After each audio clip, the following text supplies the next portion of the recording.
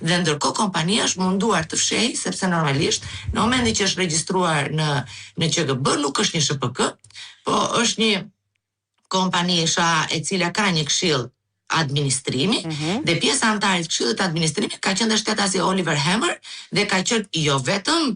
te Banka Jet apo Jet Bank fillimisht sot Banka Jet emri në qendër kombëtare të biznesit, por ka qenë edhe te kompania Costador e regjistruar në Kipro, e cila ka 71.52% të aksioneve, që sipas Bankës së Shqipërisë është kompania e cila sigurisht ka paguar, po sipas Bankës së Shqipërisë, ka paguar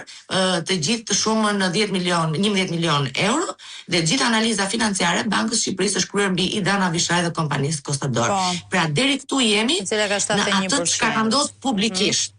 Pa u futur në analizën e asaj që ne besoj do bëjmë bashkë edhe të rregulluar.